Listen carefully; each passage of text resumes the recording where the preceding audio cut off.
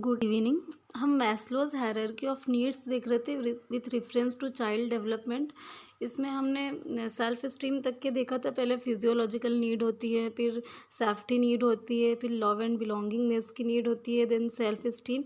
अब हम देखते हैं कॉग्निटिव नीड्स। हर इंसान के अंदर एक क्यूरोसिटी होती है नॉलेज के लिए, अंडरस्टैंडिंग के लिए, नई चीज़ों को समझना चाहता है, नए मीनिंग हासिल करना चाहता है, उसकी ज़रूरत उसको पड़ती है। वो एक्सप्लोरेशन, नॉलेज का एक्सप्लोरेशन आप कह सकते हैं। उसके बाद में एस्थेटिक नीड, एस्थेटिक नीड्स पे एक आप बोल सकते हैं कि इंसान के नेचर में ही ये चीज़ होती है कि वो कोई भी चीज़ को अच्छे फॉर्म में, खूबसूरत शक्ल में देखना चाहता है। कोई भी चीज़ को खूबसूरती की ख्वाहिश या खूबसूरती की तमन्ना हर इंसान के दिल में हो। तो किसी भी चीज़ को लेके ऐसा ज़रूरी नहीं है कि आप जिन लोगों के साथ में रहते हैं तो खूबसूरती मतलब ये होता है कि चीज़ उसके अच्छे फॉर्म में रहे, बैलेंस्ड रहे और सिस्टमेटिक रहे।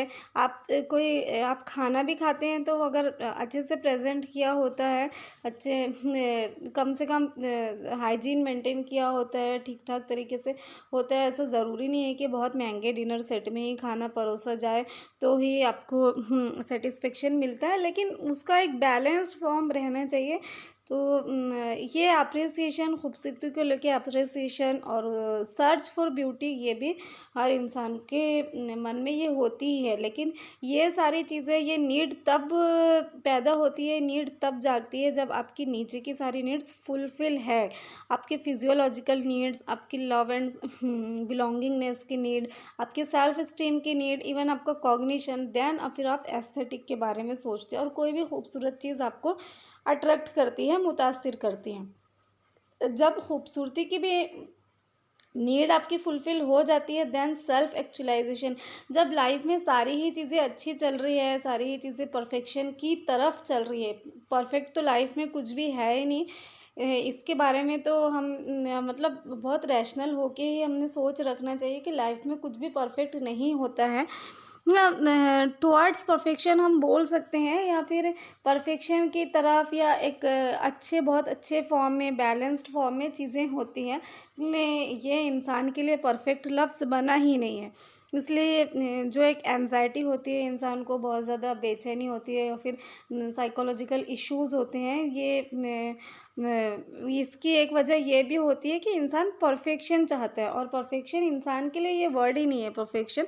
एनीवे हम उस पर फिर कभी बात करेंगे जब वो टॉपिक आएगा। तो बहरहाल जब सारी चीज़ें अच्छी चलती हैं, स्मूथ चलती है, सारी नीड्स आपकी फुलफ़िल होती है, तो इंसान के अंदर सेल्फ एक्चुअलाइजेशन की नीड आती है कि morality, creativity, spontaneity, problem solving, lack of prejudice. वो लोगों के बारे में, चीज़ों के बारे में रैशनल होके सोचता है, प्रीजुडाइज उसके मन में नहीं होता। फैक्ट्स को एक्सेप्ट करने का जज्बा उसके अंदर, फैक्ट को एक्सेप्ट करने का हौसला होता है।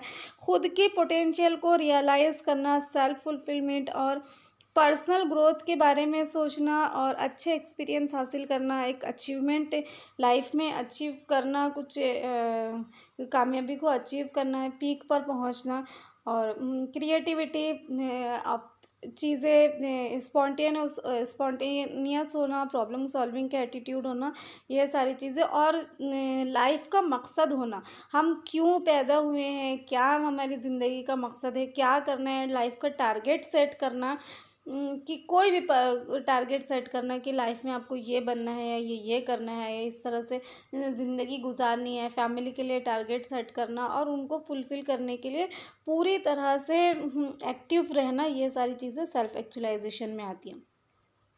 उसके बाद में जो हाईएस्ट स्टेज है, it refers to the highest inclusive and holistic level of human consciousness. जो इंसान का स्पिरिचुअल डेवलपमेंट या होलिस्टिक डेवलपमेंट आप उसको कह सकते हैं, कि इंसान को उसके पैदा होने का मकसद पता चलना, पैदा होने का मकसद उसने जानना। और एक देखिए, जो मैंने ऊपर बताया सेल्फ एक्चुअलाइजेशन की नीड्स, तो इंसान को अपनी पोटेंशियल पता होना, अपनी पोटेंशियल उसने जानना, और फिर लाइफ का एक टारगेट सेट करना।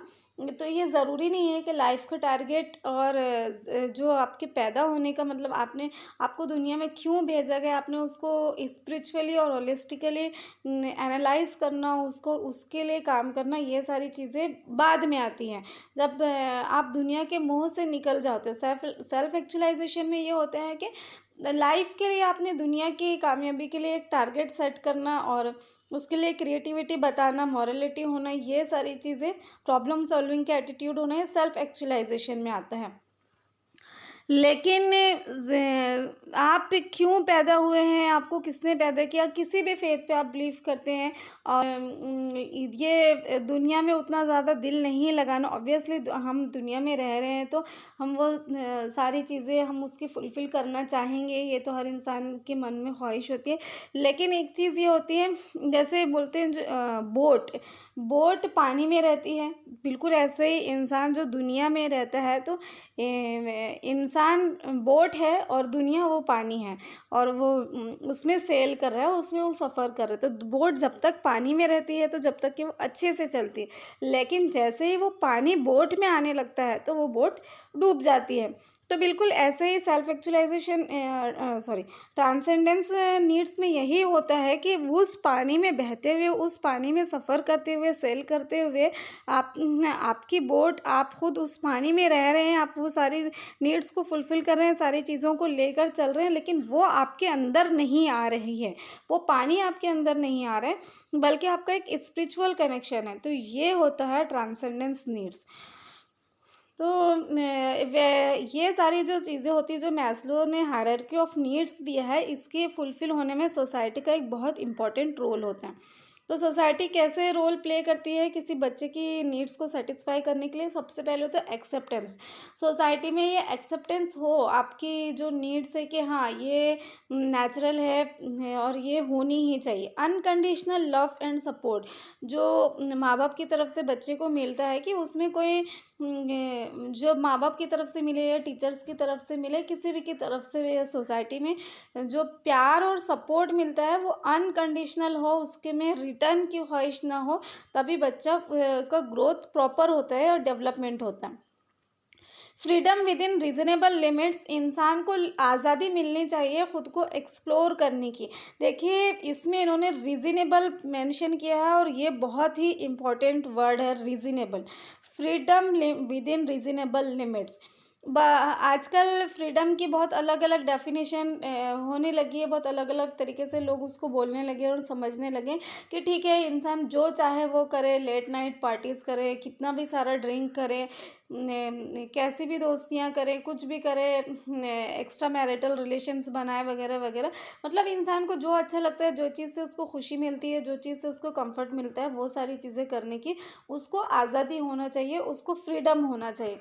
लेकिन ये जब वो लिमिट्स के बाहर ये चीज़ें जाने लगती है तो इंसान को नुकसान पहुंचाती है, इंसान की उससे बहुत बड़े बड़े, बहुत मर्तबा इरिवोकेबल भी नुकसान हो जाते हैं। फिर अल्टीमेटली बहुत सारे लोग उसमें सुसाइड कर लेते हैं, बहुत सारे लोग बहुत बुरी हालत में पड़ जाते हैं। तो ये बहुत ज़रूरी होता है कि आप आपकी फ्रीडम को लिमिट करें। आपको जो आप जो बच्चों को फ्रीडम प्रोवाइड कर रहे हैं, आपके बच्चों को जो फ्रीडम प्रोवाइड कर रहे हैं, उसको लिमिट करें कि ठीक है, रात में आप ठीक है कि बहुत जल्दी नहीं सो, लेकिन कितनी रात तक के जागना है, कैसे लोगों के साथ में दोस्ती रखनी है, आप ड्रिंक कर रहे हैं, कितना ड्रिंक करना है, नहीं करना है, एक्स्ट्रा मैरिटल रिलेशन नहीं रखना है, वगैरह वगैरह। तो जब आप आपके फ्रीडम को लिमिट करते हैं, रीज़नेबल लिमिट्स, बहुत ज़्यादा पाबंदी नहीं होनी चाहिए इंसान में। ऑब्वियसली बहुत ज़्यादा अगर वो करे तो इंसान को कैद जैसी भावना आती है, लेकिन रीज़नेबल तो होना ही चाहिए फ्रीडम। अगर उसमें लिमिट ना हो तो ये चीज़ें, सिर्फ ये फ्रीडम आपको सिर्फ नुकसान ही पहुंचाती हैं। Respect for individual differences. देखिए, एक जो हम कहते हैं कि एक हाथ की पांचों उंगलियां एक जैसी नहीं होती, इसी तरह से एक माँ बाप के सभी बच्चे एक जैसे नहीं होते। किसी के अंदर कोई काबिलियत होती है, किसी के अंदर कोई दूसरी एबिलिटी होती है, किसी को कोई चीज़ पसंद होती है, किसी को कोई चीज़ पसंद होती है, किसी का नेचर अलग होता है, सबके नेचर अलग होते हैं। सब इंडिविजुअल डिफरेंसेस तो है, no alike in the world. पूरी दुनिया में कोई एक भी इंसान दूसरे की तरह नहीं है। इसको हम फिंगरप्रिंट से ही समझ सकते हैं कि जब दो लोगों के फिंगरप्रिंट्स एक जैसे नहीं हो सकते तो दो इंसान एक जैसे कैसे हो सकते हैं। ये कुदरत का कमाल है। अल्लाह ने इंसान को ऐसे बनाया है कि हर एक इंसान दूसरे से जुदा है, दूसरे से डिफरेंट है।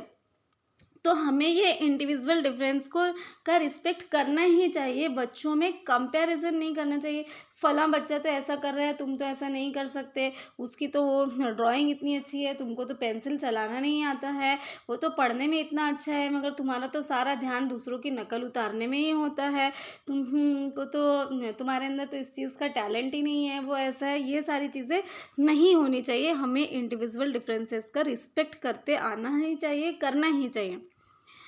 प्रोवाइडिंग वेरियस स्टिमुलेटिंग एक्टिविटीज़, बच्चे के अंदर, हर इंसान के अंदर इनबॉर्न्स एबिलिटीज़ होती ही है, लेकिन ये जब भी ग्रो होती है, जब भी फ्लोरिश होती है, जब उसको स्टिमुलस मिलता है।